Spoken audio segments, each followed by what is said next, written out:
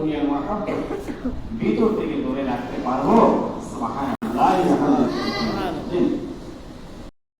সম্মানিত উপস্থিতি, হাজিরিন ওয়া সামিন, তো দুনিয়ার মহব্বত ত্যাগ করে পরকালের মহব্বত যদি আমরা হাসিল করতে হয়, তাহলে পবিত্র জিলহজ শরীফ মাসের এই প্রথম 10 দিনের গুরুত্ব বুঝে এই দিনের আমলগুলো বিশুদ্ধ অন্তঃকরণে আমাদেরকে ধারণ করতে হবে, আমল করতে হবে। আল্লাহ সুবহানাহু ওয়া তাআলা এই পবিত্র জিলহজ শরীফ মাস এর প্রথম 10 দিন, বিশেষ করে 9 দিন বেজুর রাত্রগুলো কসম করে আল্লাহ পাক এই 10 দিনের গুরুত্ব বুঝিয়েছেন। সুবহানাল্লাহ। হাদিস শরীফে ইরশাদ মোবারক হয়েছে, এই জিলহজ শরীফ মাস আল্লাহ পাক ওনার কাছে কত পছন্দনীয় মাস, কত প্রিয় মাস, যেই মাসে তাম পৃথিবী থেকে আল্লাহ পাক ওনার মহব্বতের বান্দা বান্দেরা এই জিলহজ শরীফ মাসে আল্লাহ পাক ওনার ঘর বাইতুল্লাহ শরীফ জিয়ারতের চতুর্দিক থেকে বাইতুল্লাহ শরীফের দিকে দৌড়িয়ে যায়, ছুটে যায় জিয়ারতের জন্য। সুবহানাল্লাহ, সুবহানাল্লাহ, আদায় করার জন্য। এমনকি সাথে রওজা আতহার নূরে মুজাসসাম রাহমাতুল্লিল আলামিন ওনার মহাপবিত্র রওজা পাক, রওজা শরীফ জিয়ারত করার জন্য মানুষ চতুর্দিক থেকে ছুটে যায়। সুবহানাল্লাহ, সুবহানাল্লাহ। এই মাসে যারা হজ জিয়ারতকারী তারা তো মক্কা শরীফ, মদিনা শরীফ জিয়ারতে চলে যায়, এমনকি তাম পৃথিবীর মানুষ যারা হজ জিয়ারতে যাবে না, যে যেই দেশে অবস্থান করবে, যেই জায়গাতে অবস্থান করবে, তাদের জন্য এই মাসে বিশেষ সুসংবাদ রয়েছে। এই সুসংবাদগুলোর মধ্যে বিশেষ সুসংবাদ হলো এই 10 দিন আল্লাহ সুবহানাহু ওয়া তাআলা আমাদের জন্য এত নিয়ামত রেখেছেন। হাদিস শরীফে আবি হুরায়রা রাদিয়াল্লাহু তাআলা আনহু হইতে বর্ণিত, তিনি বলেন, নূরে মুজাসসাম হাবিবুল্লাহ হুজুর পাক সাল্লাল্লাহু আলাইহি ওয়াসাল্লাম তিনি ইরশাদ মোবারক করেন, এই জিলহজ শরীফ মাসের প্রথম 10 দিন ইবাদত, প্রথম 10 দিন 10 রাত্রির ইবাদত আল্লাহ পাক ওনার কাছে এত প্রিয়, বছরের আর কোনদিন ইবাদত করলে আল্লাহ পাক ওনার কাছে এত প্রিয় হয় না। সুবহানাল্লাহ।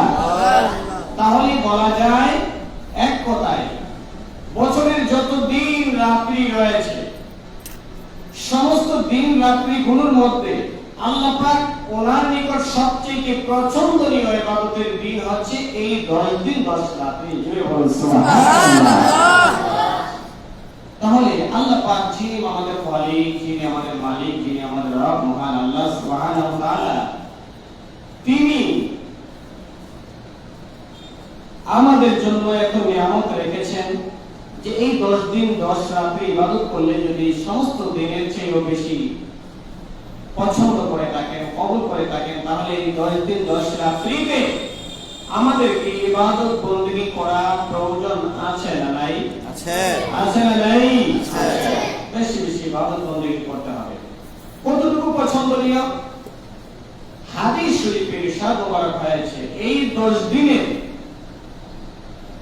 কেউ যদি দিনের বেলা একদিন রোজা রাখে, এই 10 দিনের মধ্যে প্রথম 9 দিন বিশেষ করে পূর্ণ 9 দিনের একদিন, যেমন আজকে 1 তারিখ, আজকে এই দিনে যদি কেউ রোজা রেখেছে, তাহলে তার আমলনামায় 1 বছর রোজা রাখার সম পরিমাণ সওয়াব আল্লাহ পাক দান করবেন। চলে বলুন সুবহানাল্লাহ।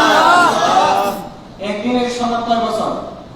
1 বছর। চলে বলুন একদিনের সমান 1 বছর। 1 বছরের রোজার সওয়াব দেওয়া হবে। চলে বলুন সুবহানাল্লাহ। তাহলে আগামী কাল যদি কেউ রোজা রাখে, তাহলে আরো 1 বছরের সওয়াব আল্লাহ পাক সুবহানাহু ওয়া তাআলা ওই বান্দা বান্দির আমলনামায় দান করবেন। চলে বলুন সুবহানাল্লাহ। তাহলে এই জিলহজ শরীফ মাসের প্রথম 9 দিন কেউ যদি রোজা রাখে, তাহলে তার আমলনামায় কতটুকু সওয়াব দেওয়া হবে?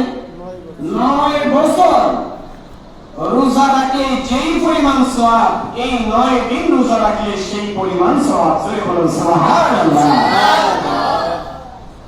ঠিক 10ম দিন, জিলহজ শরীফের 10ম দিন, সেদিন রোজা আছে, তবে সারাদিন নয়। সেদিন দ্বিপ্রহরের পূর্ব পর্যন্ত,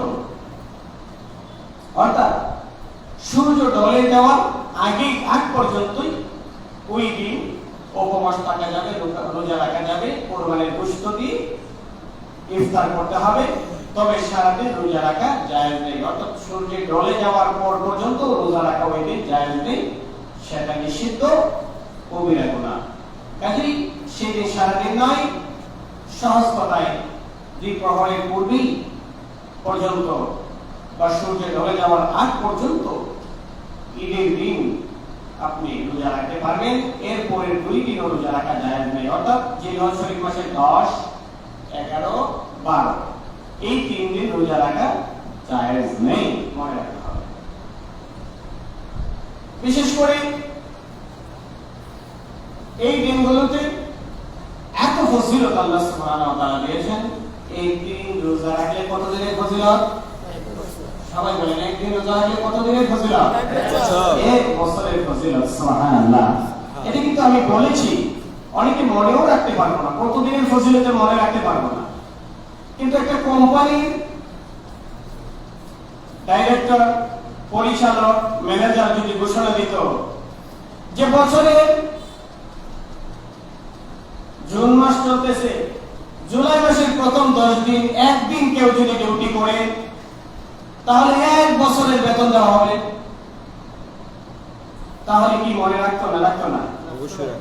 মনে একবার বললেই সেটা লোকে নিত, মনে রাখতো, পাগল পারা হয়ে যেত। একদিন ডিউটি করলে যদি 1 বছরের বেতন দেয়, তাহলে এই ইন্ডাস্ট্রি, এই মালিকের ডিউটি করার জন্য লোকের অভাব পড়তো না। কথা বলুন, ঠিক কি না?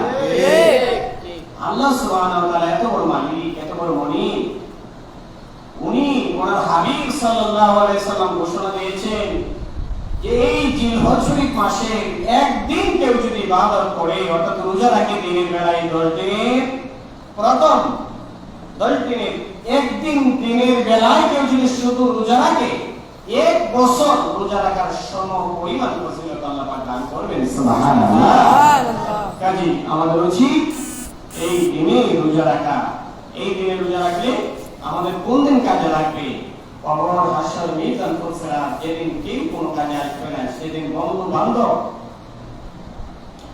দুনিয়ার কোন শক্তি, দুনিয়ার কোন দল, মত, পথ কোন কাজে আসবে না। যেই দিন আপনার সহায় সম্পদ, টাকা পয়সা, ব্যাংক ব্যালেন্স, সন্তান সন্ততি কোন কাজে আসবে না, সেদিন আজকের এই দিনের রোজা, এই দিনের ইবাদতগুলো আপনি আমার কাজে লাগবে, আপনি আমাকে জান্নাতে পৌঁছে দিবে। সুবহানাল্লাহ।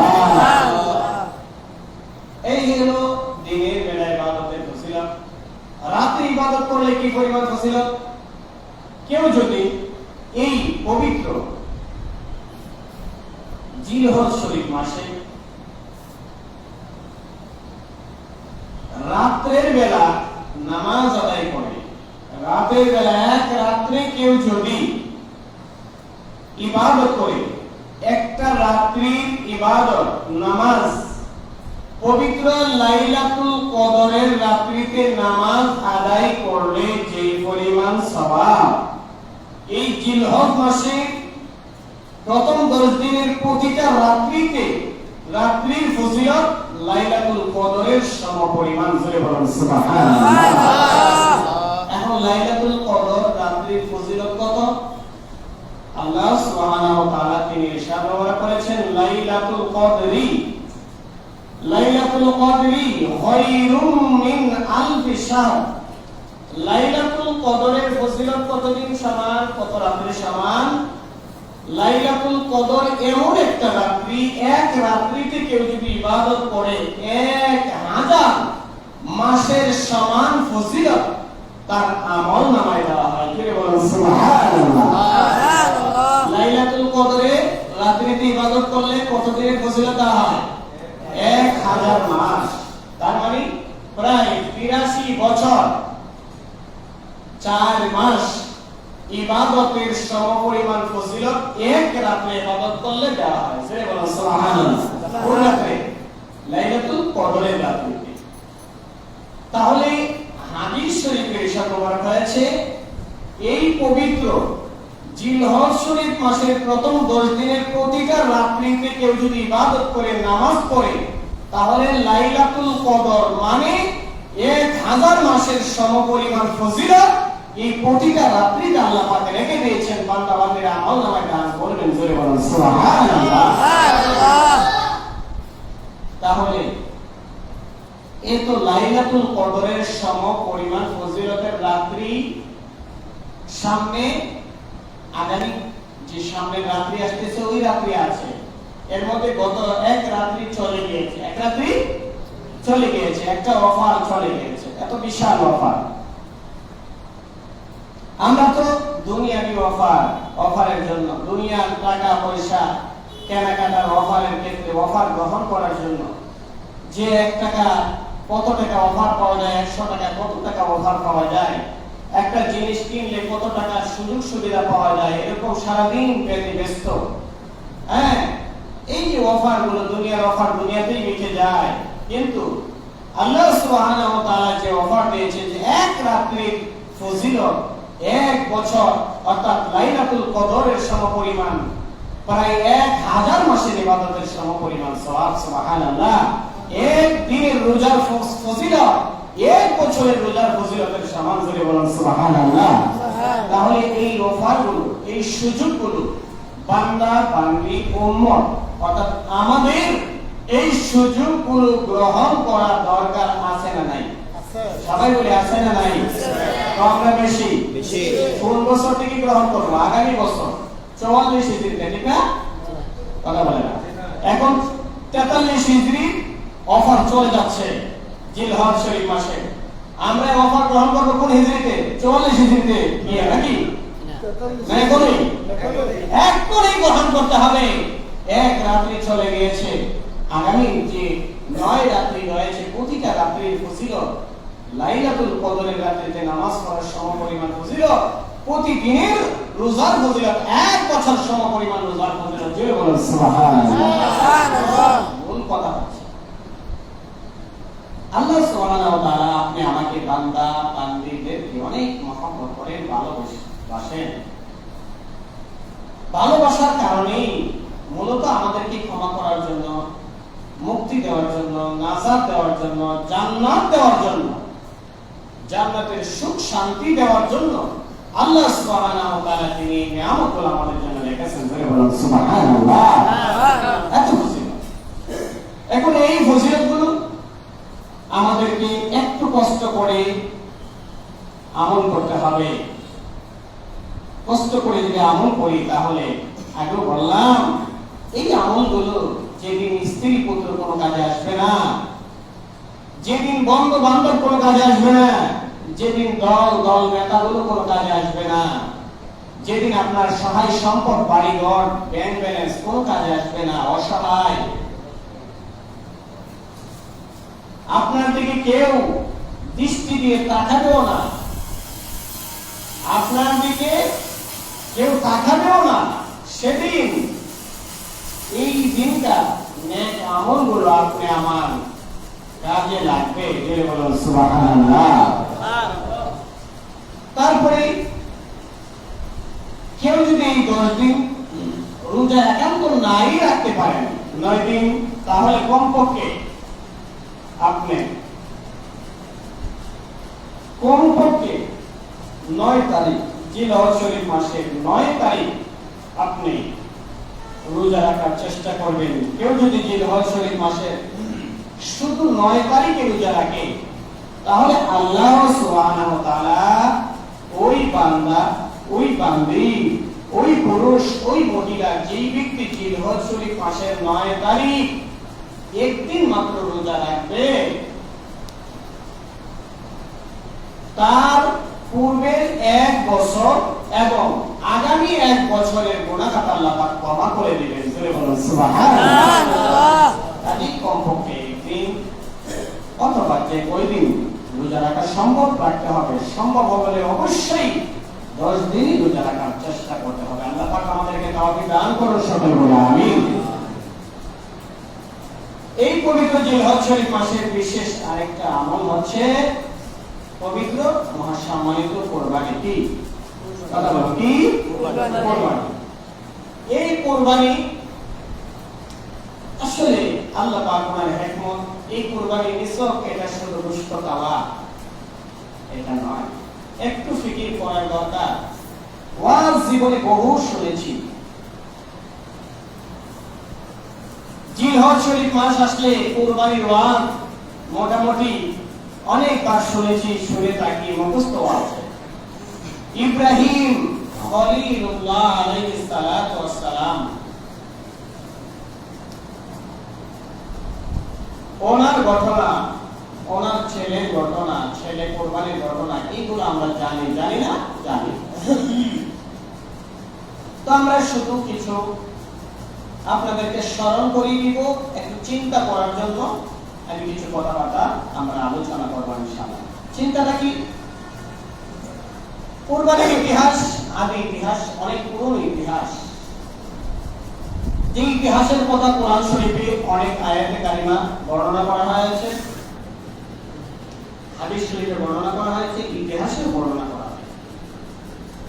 আদম আলাইহিস সালাতু ওয়াস সালাম ওনার সময়কাল থেকেই কুরবানির ইতিহাস। আমরা ওই দিকে যাচ্ছি না, শুধুমাত্র ইব্রাহিম খলিলুল্লাহ আলাইহিস সালাতু ওয়াস সালাম ওনার আনুষ্ঠানিক কুরবানির যে ঘটনা, এটা থেকে আমরা কিছু ফিকির করি। ওনাকে আল্লাহ পাক জানাইলেন স্বপ্নে, স্বপ্নে ঘুমন্ত অবস্থায় আল্লাহ পাক ওনাকে জানালেন, দেখালেন কি আপন ছেলে ওনাকে কুরবানি করার জন্য। সুবহানাল্লাহ। আল্লাহ পাক ওনার নবী এবং রাসূল হযরত ইব্রাহিম খলিলুল্লাহ আলাইহিস সালাতু ওয়াস সালাম, ওনার বয়স মুবারক, দুনিয়াবি বয়স মুবারক প্রায় 86 বছর। কত বছর? 86 বছর। ওনার কোনো সন্তান নেই। আল্লাহ পাক ওনার দয়া, ইহসান, অনুগ্রহে বয়স প্রায় বার্ধক্য, 86 বছর বয়স মুবারকে একজন সন্তান ওনাকে আল্লাহ পাক হাদিয়া করলেন। ওনার নাম হচ্ছে হযরত ইসমাঈল আলাইহিস সালাম। এখন 86 বছর বয়স মুবারক, ওনার ব্যাপারে কোরআন শরীফে অনেক আয়াত শরীফ নাযিল হয়েছে। আল্লাহ পাক বলেন যে আমি আমার খলিল ইব্রাহিম আলাইহিস সালামকে অনেক পরীক্ষা করেছি। ওয়াইযিব তালা ইব্রাহিম রাব্বুহু বিকালিমাতিন ফাতাম্মাহুন্না। আল্লাহ পাক বলেন আমি ওনাকে অনেক পরীক্ষা করেছি, অগ্নি পরীক্ষা, কঠিন পরীক্ষা, কিন্তু আমার খলিল সমস্ত পরীক্ষা উত্তীর্ণ হয়েছে। এর মধ্যে এই ঘটনার সাথে অনেকগুলো পরীক্ষা আছে, সব আলোচনা করার সময় নেই। তো 86 বছর বয়স মোবারকে একজন পুত্র সন্তান আল্লাহ পাক দিলেন। ওই সন্তান ওনার বয়স ইসমাঈল জবিউল্লাহ আলাইহিস সালাম, ওনার বয়স মোবারক যখন 8 থেকে 12 বছর, আল্লাহ পাক কোরআনের ভাষায় বলেছেন ফালাম্মা বালাগা মাহুস সায়া ক্বালা ইয়া বুনাইয়া ইন্নী আরা ফিল মানাম। ওনার বয়স মোবারক, ছেলের বয়স মোবারক যখন বাবার সাথে একটু কাজ করার উপযুক্ত, কাজ করার উপযুক্ত মানে এমনি বাবার পিছনে পিছনে হাঁটা চলাচল করে। 5-7-8 বছরের একটা ছেলে সন্তান কি কাজ করতে পারে? বাবার পিছনে পিছনে দৌড়ায়, বাবা ডাক বুঝ করে বা আব্বা আব্বা বলে। একটা মহব্বতের চূড়ান্ত সময়, অর্থাৎ ছেলে এবং পিতা মহব্বতের চূড়ান্ত সময়। অনেক সময় পিতা পুত্রের বয়স, পিতার বয়স 80-90, ছেলের বয়স 60-40, 30, বিয়ের সাথে ছেলেও করছে, নাতি নাতন হয়েছে, ছেলের বয়স 30-40, বাবার বয়স বৃদ্ধ হয়ে গিয়েছে। এমন সময় বাবা পুত্রের মহব্বতটা কম থাকে না বেশি? কমে যায় কিছু, অর্থাৎ ছেলের মহব্বত তার ছেলের প্রতি চলে যায়। বাবা বৃদ্ধ হওয়ার কারণে বাবারও সন্তানের প্রতি মহব্বতের টান কমে যায়। মহব্বতের চূড়ান্ত সময়টা কোন সময়? একবারে সন্তানের বয়স, আপনি আমার যাদের সন্তান আদি আছে তারা বলতে পারি, বলতে পারি আপনি আমার সন্তানের বয়স যখন প্রায় শিশু থেকে 7, 8, 9, 10 বছর বয়স, এই সময়টা মহব্বতের চূড়ান্ত সময়। এই সময়ে তাও সন্তান মাত্র একজন, তাও 86 বছর বয়স মোবারকে একজন ছেলে সন্তান। এই অবস্থায় আল্লাহ পাক জানালেন, খলিল আমার ইব্রাহিম খলিলুল্লাহ আলাইহিস সালাম, আপনি আপনার আপন সন্তানকে আমি আল্লাহ পাক আমার মহব্বতে, আমার রাস্তায়, আমার আদেশে কুরবানি করে দেই। সুবহানাল্লাহ। এই নির্দেশ মুবারক কার পক্ষ থেকে? আল্লাহ পাক। কথা বলেন, কার পক্ষ থেকে? আল্লাহ পাক ওনার পক্ষ থেকে। খুব ফিকির করতে হবে, চিন্তা করতে হবে। চিন্তা না করলে বোঝা যাবে না। এখন কুরবানি করতে হবে বাস্তবে। আদেশ কি সরাসরি না ঘুমে? ঘুমে। সরাসরি না ঘুমে? ঘুমে মানে স্বপ্নে। আদেশটা আল্লাহ পাক সরাসরিও দিতে পারতেন জিবরাইল আলাইহিস সালামকে পাঠায়া, হে জিবরাইল আলাইহিস সালাম, আপনি যান আমার খলিলকে জানিয়ে দেন ছেলেকে কুরবানি করার জন্য। কিন্তু সেখানে সরাসরি পাঠাননি। কিভাবে? এই আদেশ মোবারক দিলেন ঘুমন্ত অবস্থায়। আর নবী রাসূল আলাইহিস সালাম আমাদের ঘুমের যে স্বপ্ন মোবারক, এটা কিন্তু সত্য, এটা ওহী মোবারক, এটা মনে রাখতে হবে প্রথম কথা। এখন ঘুমন্ত অবস্থায় স্বপ্নে দেখলেন আপন ছেলেকে কুরবানি করার জন্য। এখানে মহান পরীক্ষা, কঠিন অগ্নি পরীক্ষা। কি পরীক্ষা? এখন ছেলেকে কুরবানি করার স্বপ্নে দেখলেন। এখন আপনি আমি ছেলে না, আপনি একটা গরু পালেন, যে গরুটার দাম 1 লক্ষ, 2 লক্ষ, 1.5 লক্ষ, 3 লক্ষ টাকা হতে পারে। আপনি যদি স্বপ্নে দেখেন এক রাত্রি না, একাধারে যদি এই জিলহজ শরীফ মাসের প্রথম 9 রাত্রি, এত ফজিলতের রাত্রিতেও যদি আপনি 9 রাত্রিতেই স্বপ্নে দেখেন আপনার পালিত পছন্দের 1 লক্ষ, 2 লক্ষ টাকার গরুটা কুরবানি করার জন্য, আপনি কি ব্যাখ্যা করবেন এই স্বপ্নে? আপনি হয়তো আপনি ব্যাখ্যা দিব এই স্বপ্ন এটা সত্য না, এই স্বপ্ন হয়তো এটা শয়তানই দেখাইছে। বলে বলুন নাউযুবিল্লাহ। অর্থাৎ যেই ব্যাখ্যা দিলে আমার এত দামের গরুটা বেঁচে যাবে, ওই ব্যাখ্যা দাঁড় করাবো। কথা বলেন ঠিক না? এই ব্যাখ্যা দাঁড় করাবো। ব্যাখ্যা দেওয়ার সুযোগ আছে, আমি ব্যাখ্যা দেব।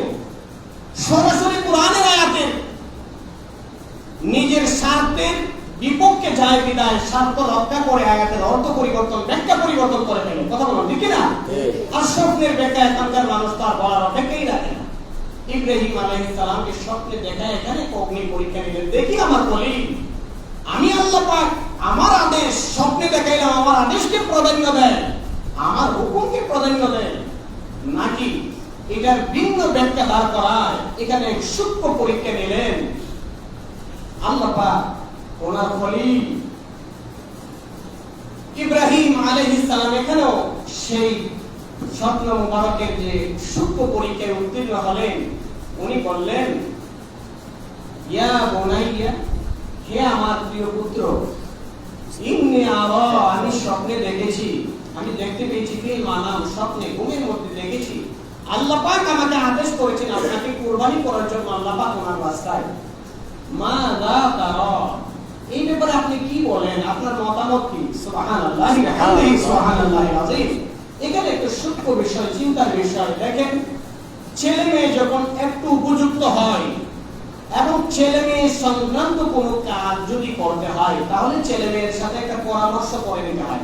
এটা নবীদের সুন্নাত, নবীদের শিখানো সুন্নাত। জোরে বলুন সুবহানাল্লাহ। ওনার ছেলের বয়স 8 থেকে 12 বছর, একটু বুঝে ওনাকে কুরবানি দিবে না বলে না, ছেলের সাথে পরামর্শ করলেন, ইয়া বুনাইয়া, হে আমার আদরের প্রিয় পুত্র। খুব সুন্দর করে ডাকলেন।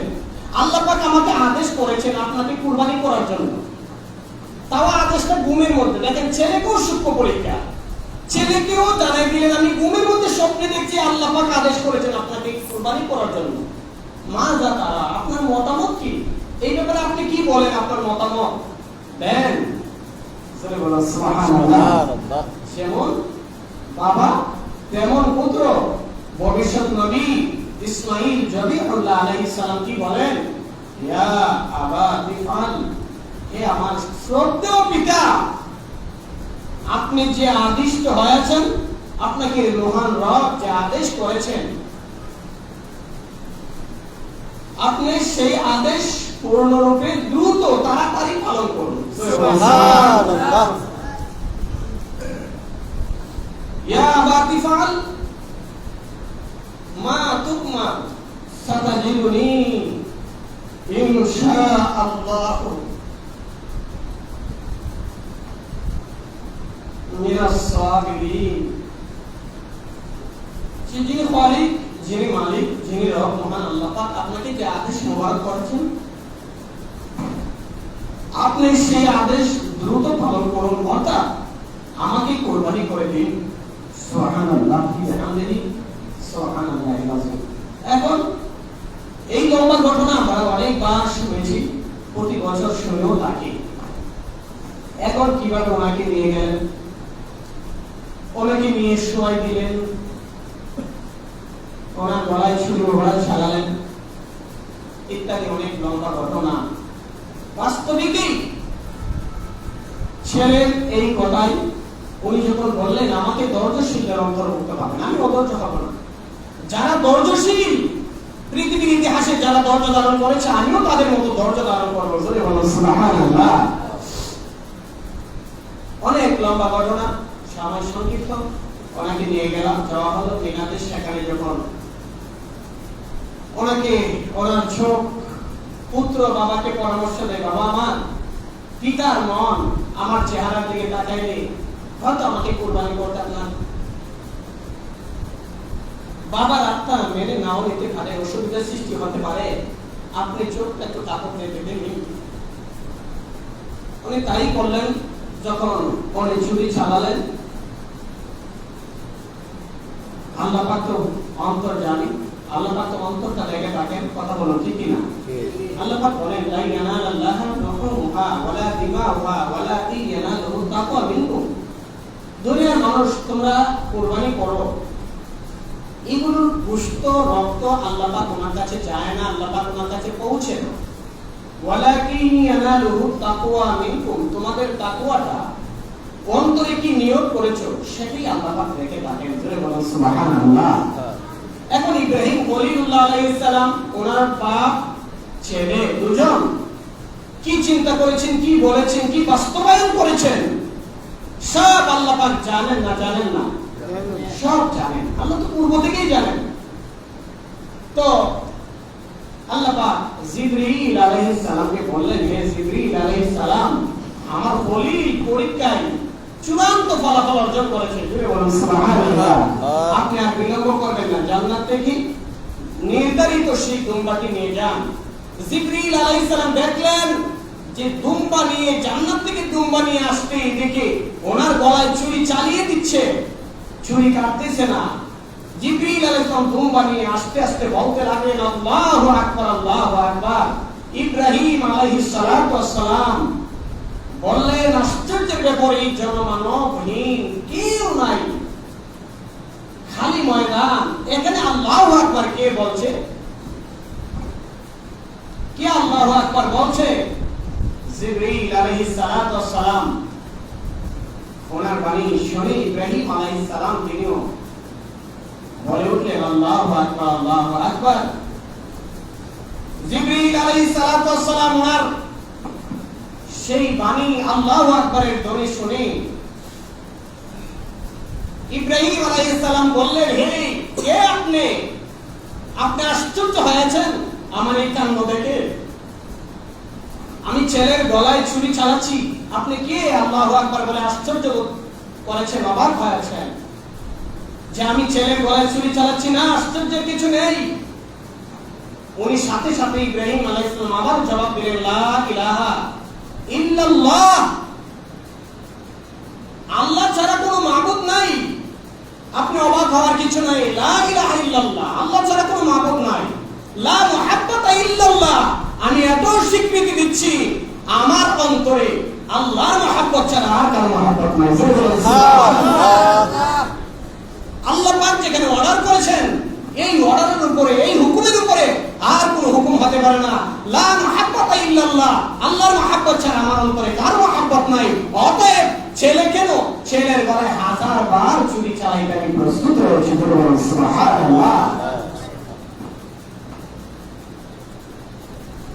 আল্লাহু আকবার, আল্লাহু আকবার। এই কথা শুনে জিবরীল আলাইহিস সালাম তিনিও বলে উঠলেন, আল্লাহু আকবার, আল্লাহু আকবার। সাথে সাথে ইসমাঈল আলাইহিস সালাম ছুরির নিচে ছেলেকে উঠিয়ে জবিহুল্লাহ আলাইহিস সালাম ওনাকে উঠিয়ে দুম্বা ধরে দিলেন, দুম্বা কুরবানি হয়ে গেল। উনি শুকরিয়া আদায় করলেন, লা ইলাহা ইল্লাল্লাহ, আল্লাহু আকবার, আল্লাহু আকবার, ওয়ালিল্লাহিল হামদ, সমস্ত প্রশংসা আল্লাহর জন্য, যিনি আমার ছেলেকে ছুরির নিচ থেকে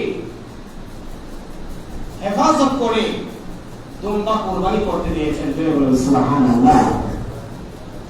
এখন এই যে কুরবানির ইতিহাসের সাথে আমাদের কুরবানির সম্পৃক্ততাটা আমরা একটু লক্ষ্য করি। আমাদের কুরবানির কি সম্পৃক্ততা? সেখানে আপনি আমার অন্তরে মহব্বত, জোরে বলুন কার মহব্বত? কথা বলেন।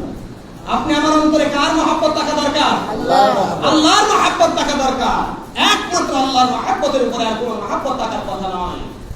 কিন্তু এটাই কুরবানির আদি ইতিহাস, এটাই কুরবানির মৌলিক শিক্ষা। কিন্তু এই শিক্ষার সাথে আমরা মুসলমানদের কত পার্সেন্ট সম্পৃক্ততা আছে এটা জানার তো মনে মনে সবাই জানা। আমি যে কুরবানি দেই, আমার মহব্বত, আমার অন্তরে কার মহব্বত, আল্লাহর মহব্বতে কতটুকু দেই, এই সূক্ষ্ম পরীক্ষা আমার ক্ষেত্রে যদি দেওয়া হতো, শুধুমাত্র গোশত খাওয়া, গরু কুরবানি সহ, ছেলে কুরবানি তো সম্ভবই না। গরু কুরবানি, মহিষ কুরবানি, দুম্বা কুরবানি আপনার ক্ষেত্রে না, আমার ক্ষেত্রে, সকলের ক্ষেত্রে বলতেছি। আপনি আমার ক্ষেত্রে গরুর ছেলের পরিবর্তে গরু, দুম্বা, চতুষ্পদ যে গৃহপালিত পশু জবাইয়ের বিধান আল্লাহ পাক দিয়েছেন, তাও সমস্যা নেই।